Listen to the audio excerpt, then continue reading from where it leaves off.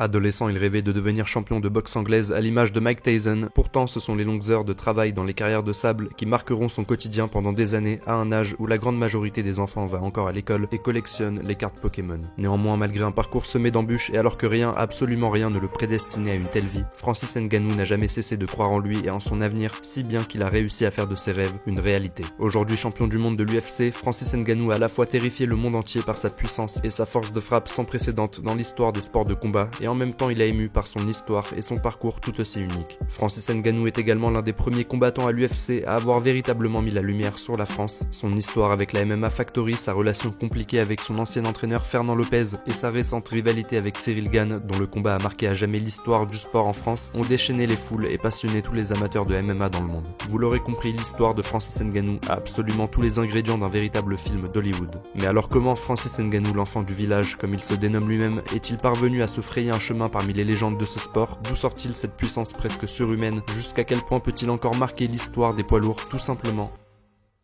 qui est Francis Ngannou?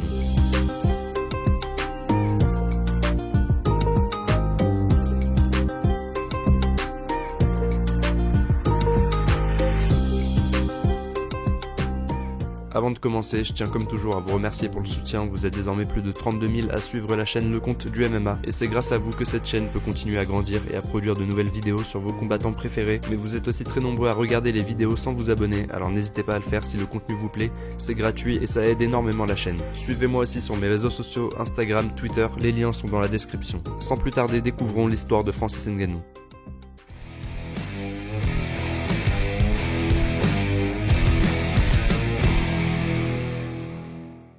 Francis Ngannou naît le 5 septembre 1986 dans la localité de Batié au Cameroun. Il est le deuxième enfant d'une fratrie de 5, 4 frères et une sœur. Il connaît une enfance particulièrement difficile, son père a la réputation d'être quelqu'un de violent, et Francis Ngannou lui-même avouera avec ses frères et sœurs avoir souvent été frappé par son père. Il subira en plus les moqueries des autres enfants en raison de cette réputation que tenait son père. À l'âge de 6 ans, ses parents divorcent et le petit Francis est rapidement baladé de maison en maison, tantôt chez un oncle, tantôt chez une tante ou chez un cousin de la famille, obligé de changer d'école à chaque fois. Même s'il rêve de devenir architecte ou avocat, la réalité le rattrape très vite, contraint dès l'âge de 10 ans de travailler pour subvenir aux besoins de sa famille et assumer les dépenses des fournitures scolaires. Le petit Francis travaille alors dans des mines de sable, dans des conditions extrêmement rudes, un travail qui contribuera à forger un caractère, une détermination et un physique par nature déjà impressionnant. Néanmoins, à mesure que le jeune Francis grandit, une nouvelle ambition naît en lui et se développe rapidement, celle de devenir boxeur professionnel et même champion du monde à l'image d'un certain Mike Tyson, véritable source d'inspiration pour lui. C'est dans cet objectif et avec plein d'espoir que le jeune Francis quitte sa ville natale à l'âge de 22 ans pour rejoindre la capitale économique du Cameroun, la ville de Douala. Là-bas, il fait ses premières armes dans un petit club de boxe, mais rapidement il doit enchaîner à nouveau les petits boulots pour pouvoir vivre et acheter les équipements sportifs dont il a besoin. À 25 ans, le jeune Francis subit un nouveau coup dur, il contracte le virus de l'hépatite B, le contraignant à arrêter la boxe. Il retourne alors dans son village natal pour se soigner et met entre parenthèses la boxe pendant quelques temps. Néanmoins, il prend rapidement conscience du temps qui avance et qu'il éloigne petit à petit de son rêve. C'est pourquoi en 2012, il prend la décision radicale de quitter son pays pour rejoindre l'Europe dans l'espoir d'accomplir enfin ce qu'il pense être sa destinée. Mais pour parvenir à cet objectif de vie, Francis devra effectuer un très long périple semé d'embûches et de difficultés. En somme, un véritable parcours du combattant témoignant une fois de plus d'une résilience à toute épreuve et d'un désir de vivre ses rêves plus fort que tout. Dès lors, en 2012, à l'âge de 26 ans, armé d'un petit sac à dos, Francis Ngannou prend la route de l'exil.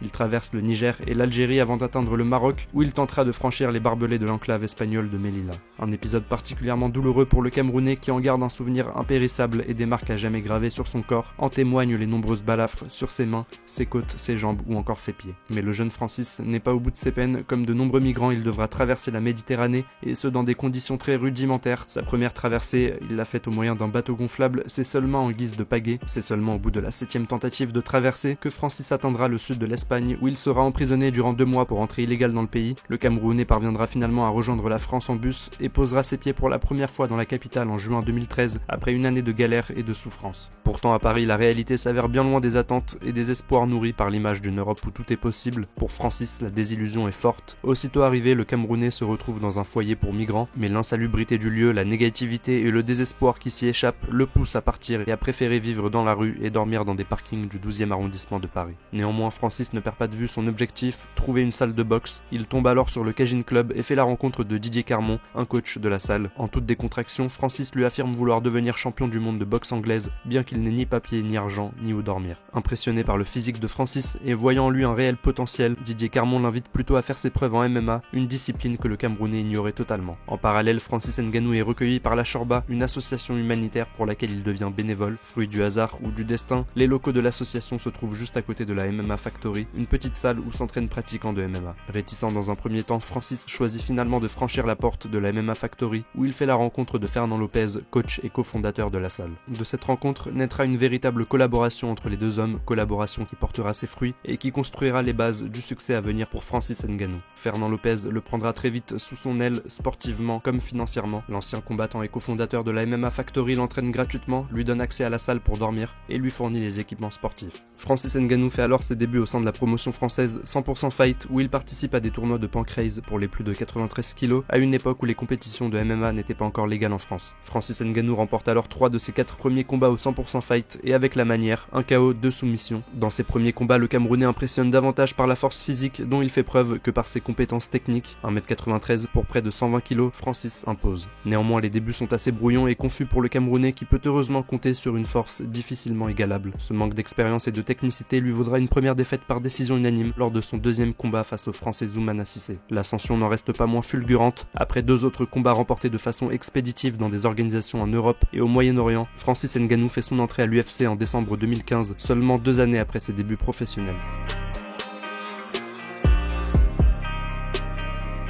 Le Camerounais, qui a réussi à obtenir un visa de travail aux États-Unis et dans la foulée un titre de séjour temporaire en France, affronte pour son premier combat dans la prestigieuse organisation le Brésilien Luis Henrique, tout fraîchement recruté lui aussi. Après un premier round dans lequel le Camerounais se fait amener au sol et dominer pendant plusieurs minutes, il met cependant un terme au combat dès la deuxième reprise en finissant son adversaire à bout de souffle sur un uppercut magnifiquement bien placé. Avec cette première victoire à l'UFC, Ngannou montre ainsi un aperçu de sa puissance phénoménale au public américain. Pour son prochain combat, Ngannou affronte le jeune américain Curtis Blades qui présente un très bon background en lutte. Cet avantage au sol doit pouvoir poser un grand problème à Ngannou, et effectivement Curtis Blade aura de la réussite dans ses takedowns, amenant plusieurs fois au sol Francis. Cependant, le Camerounais fait très mal en striking et à chaque échange, il marque un peu plus le visage de son adversaire, si bien qu'à la fin du second round, l'arbitre se voit contraint d'arrêter le combat, l'œil droit de Curtis Blades s'étant complètement fermé. Francis Ngannou enchaîne alors 2 nouvelles victoires, l'une par TKO et l'autre par soumission avec une kimura effrayante de puissance, 2 victoires obtenues dans les 2 premières minutes du premier round. Sur une série de désormais 4 victoires consécutives, l'UFC décide alors de commencer à le confronter à de véritables clients. Parmi eux, Andrei Arlovski, ancien champion des poids lourds de l'organisation, toutefois en perte de vitesse, et l'adversaire choisi par l'UFC pour affronter Francis Ngannou. Le combat a lieu le 28 janvier 2017 et ne durera pas plus d'1 minute 32. Ngannou met enfin aux hostilités après un enchaînement en anglaise qui met knockdown son adversaire, suivi d'un grand endpoint de bûcheron obligeant l'arbitre à stopper le combat. Avec cette victoire, Francis s'affirme comme le prospect le plus prometteur et surtout le plus terrifiant de la catégorie poids lourd, et le title shot n'est plus très loin pour le Camerounais. Pour confirmer, il doit passer par une dernière étape, et celle-ci s'appelle Alistair Overeem. Véritable légende des sports de combat, le Néerlandais compte 5 victoires sur ses 6 derniers combats, une défaite seulement contre le champion actuel de la catégorie, Stipe Miocic. Le combat a lieu en décembre 2017 à Détroit dans le Michigan,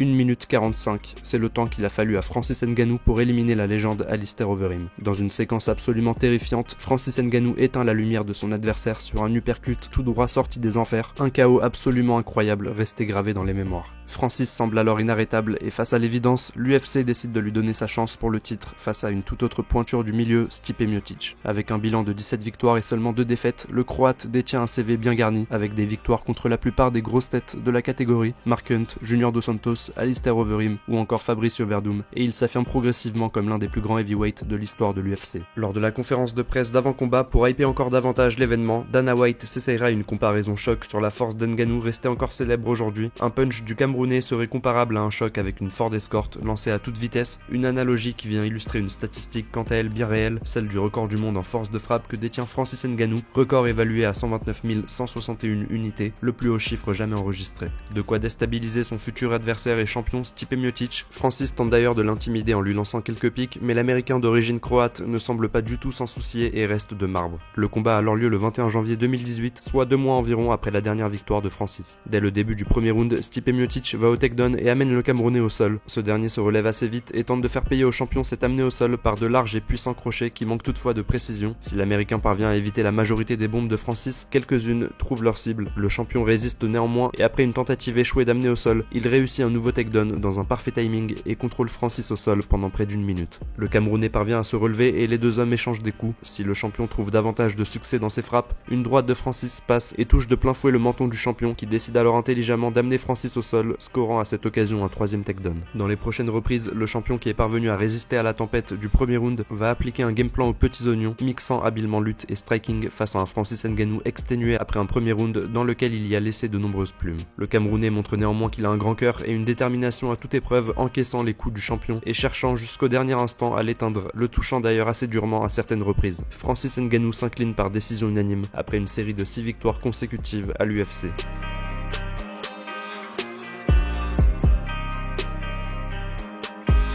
La défaite est claire, nette et sans appel, et elle expose aux yeux du monde entier les lacunes flagrantes du Camerounais, que ce soit tant au niveau de sa lutte et de son grappling que de sa condition physique. Après ce premier revers à l'UFC, Francis Ngannou a l'opportunité de rebondir en affrontant une autre terreur des heavyweights à la main très lourde d'Eric Lewis, dans un choc très attendu par tous les fans de MMA à travers le monde. L'événement a lieu à Las Vegas en juillet 2018. Lors du face-off, d'après pesé, la tension est palpable entre les deux hommes. Dans un premier temps séparés par le staff de l'UFC, les deux machines à KO se font face jusqu'à ce que l'américain pousse violemment Francis, lequel réagit avec calme et de grands sourires. Le choc entre les deux hommes promet. Mais alors que tout porte à croire que le combat n'ira pas à la décision et terminera brutalement sur un KO ou TKO, les deux poids lourds déjouent tout pronostic et offrent à l'inverse et contre toute attente l'un des combats les plus ennuyeux de l'histoire de l'UFC. Durant 3 rounds complets, les deux adversaires semblent s'éviter à tel point que l'arbitre leur fait signe de combattre lors de la deuxième reprise. Au total, ce sont seulement 11 frappes significatives qui ont été comptabilisées pour Francis contre 20 pour l'américain. C'est à celui qui a fait le plus d'efforts que revient la victoire. D'Eric Lewis sort alors vainqueur par décision unanime d'un combat aussi décevant qu'attendu. Les deux défaites encaissées par le Camerounais ont dévoilé certaines failles dans son jeu, offrant ainsi aux autres adversaires de la division matière à exploiter. Mais malgré une énorme contre-performance face à D'Eric Lewis et une deuxième défaite consécutive, Francis Ngannou reste l'un des poids lourds les plus redoutables de l'UFC et l'homme à éviter dans la catégorie. Une revanche face à Curtis Blaydes est alors organisée par Dana White. Depuis qu'il s'est incliné la première fois face au Camerounais, Curtis Blaydes n'a connu depuis lors aucune défaite en 6 combats. L'américain a à cœur de venger l'affront qu'il a subi lors de leur première rencontre, tandis que de son côté, Ngannou doit absolument rebondir après 2 échecs consécutifs. Le combat a alors lieu en novembre 2018 dans la capitale chinoise de Pékin. Francis Ngannou semble arriver dans une bien meilleure forme que lors de son précédent combat. Celui que l'on surnomme le Predator est bien plus affûté, plus léger sur ses appuis, sautillant. Il attend la moindre erreur pour contrer son adversaire et après seulement 30 secondes de face à face, Francis Ngannou assomme son adversaire avec une droite surpuissante. Curtis Blaydes tente un takedown en vain et le Camerounais termine son adversaire en ground and pound, contraignant l'arbitre à mettre fin au combat. Après cette victoire étincelante, Francis Ngannou ne perd pas de temps et affronte l'ancien champion des poids lourds de l'UFC, Cain Velasquez, qui fait son retour après presque 3 années d'absence. Mais le retour tant attendu de l'ancien champion ne sera que de courte durée. Francis Ngannou mettra fin aux échanges après seulement 26 secondes de combat. Sur un enchaînement en anglaise puis un court uppercut du droit, il met KO son adversaire. Le Camerounais signe une deuxième victoire expéditive et s'affirme progressivement comme l'un des prochains challengers au titre.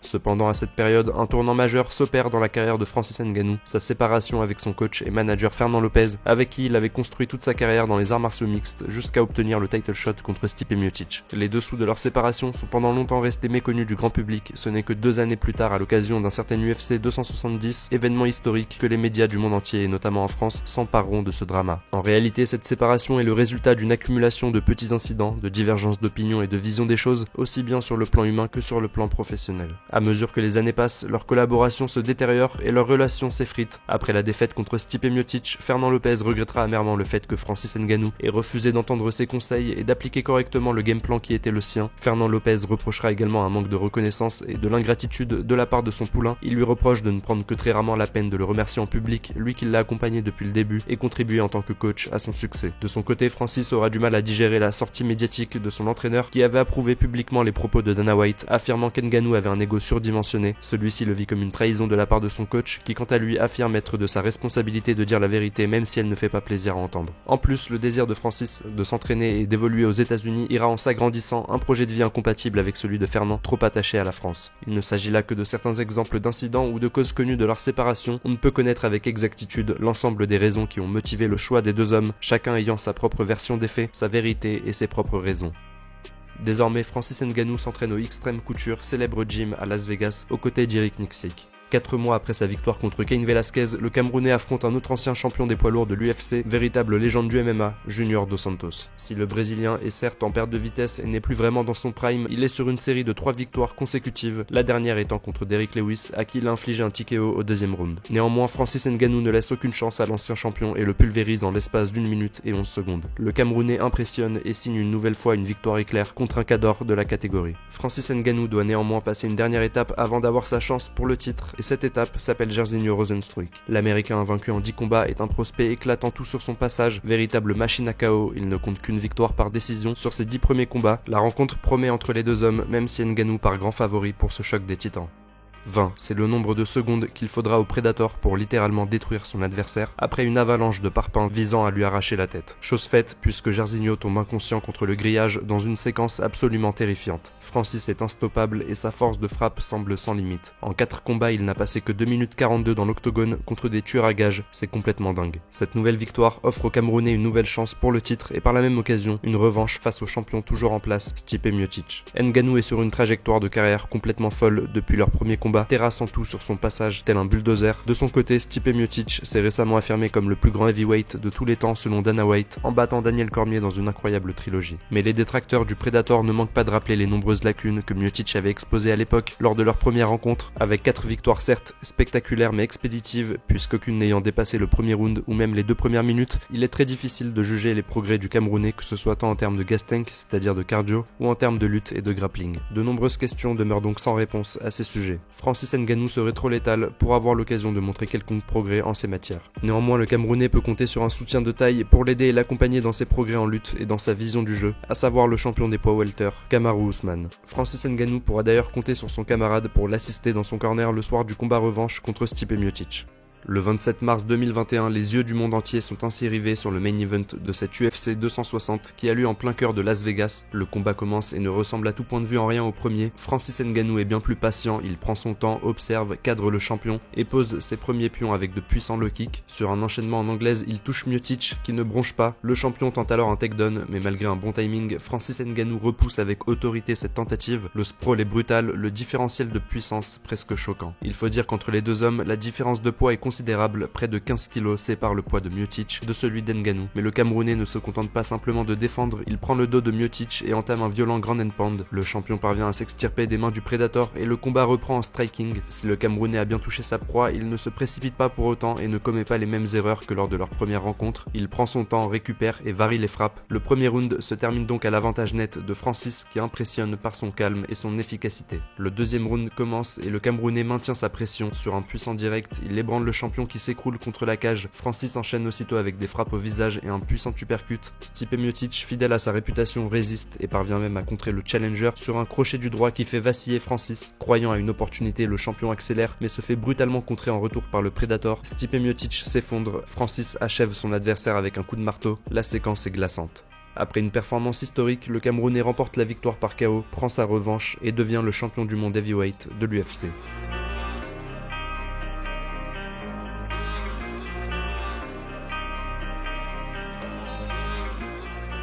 Cette victoire et ce titre sont pour Francis Ngannou la consécration de tous les efforts entrepris et du long chemin parcouru jusqu'à présent. En même temps, il devient aussi un symbole de réussite pour tout un peuple, s'établissant comme le 3e Africain champion toutes catégories confondues, mais surtout le premier de la catégorie reine.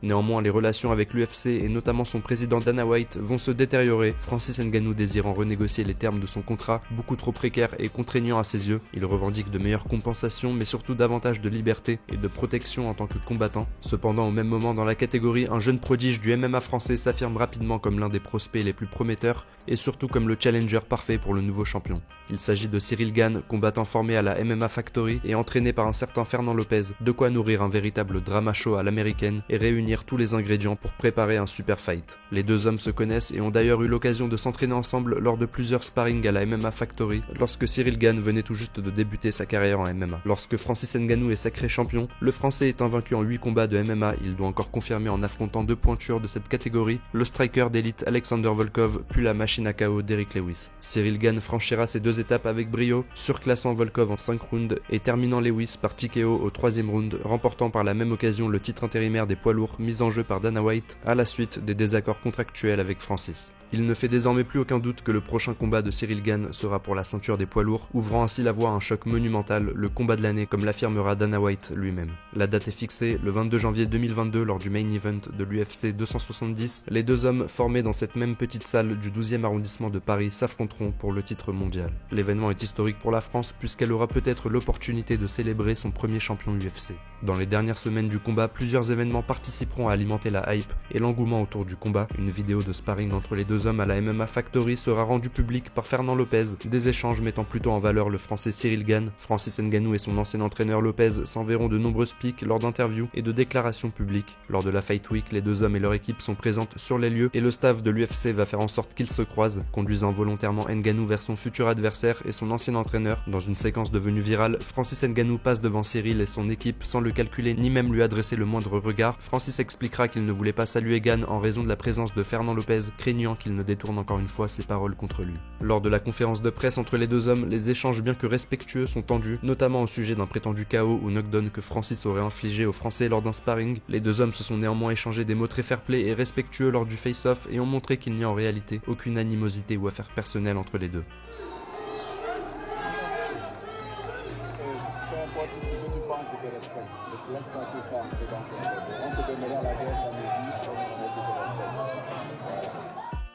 Le combat a alors lieu à Anaheim en Californie dans une ambiance explosive. La cloche sonne et le choc peut commencer. Dès le début du combat, Francis Ngannou met la pression sur le challenger. Ce dernier décide alors d'aller au clinch. Les deux hommes se séparent, puis c'est au tour du champion de coller Cyril contre la cage. En sortie de clinch, le français place un joli coude de bas en haut et les échanges reprennent. Si le Camerounais va maintenir la pression durant tout le premier round, c'est bien Cyril qui va dominer les échanges en striking, en variant les zones de frappe et en faisant comme à son habitude du in and out. Le champion manque quant à lui de précision. Dans le deuxième round, la tendance se poursuit et s'empire même pour le Predator qui se fait de plus en plus toucher par le bon gamin, en anglaise et en kick. Cyril touche même sur un coup de pied retourné à la tête, mais le champion ne bronche pas. De manière certaine, les deux premières reprises sont à mettre au crédit du français. Cependant, dans le troisième round, la situation s'inverse. Alors que Cyril tente un front kick, Ngannou attrape sa jambe et l'amène brutalement au sol. Néanmoins, le français parvient assez rapidement à se relever. En clinch contre la cage, le Predator réussit une magnifique projection au sol, bien que les deux hommes se relèvent aussitôt. En sortie de clinch, Gane claque un coup de coude retourné. On commence alors à voir des premiers signes de fatigue chez le français qui a dépensé beaucoup d'énergie pour se défaire de l'emprise du champion, mais le retour au mode striking ne va pas durer longtemps, Francis sécurisant un nouveau takedown. Dans le mouvement, Cyril tente alors une clé de bras en vain. Ngannou conserve sa position jusqu'à la fin du round et remporte nettement cette troisième reprise. Dans le quatrième round, si le français touche debout, le Predator va cependant neutraliser le jeu en striking de son adversaire en l'amenant au sol à plusieurs reprises. Nous avions pu constater ses progrès en défense de lutte lors du deuxième combat contre Miocic. Désormais, Francis Ngannou nous montre toute l'étendue de sa progression en lutte offensive. Non seulement le Camerounais fait parler sa puissance, mais il arbore également une palette technique totalement insoupçonnée. On peut ici très nettement ressentir l'influence de Kamaru Usman sur son jeu. Au terme de la quatrième reprise, le score est à n'en pas douter de 2 rounds chacun, avec un cinquième qui sera donc décisif. Cyril Gane débute fort en striking avec un coup de coude qui touche de plein fouet le visage de Francis et contre toute attente score même un takedown contre le champion. Cependant, le bon gamin va faire une erreur tactique déterminante en tentant avec force mais sans succès une clé de cheville qui va permettre finalement au Camerounais de prendre le dessus et de contrôler la position jusqu'à la fin du round. Au terme de 5 reprises d'un combat particulièrement serré, Francis Ngannou s'impose par décision unanime, mettant fin à l'invincibilité de Gane et demeure ainsi le champion poids lourd de l'UFC.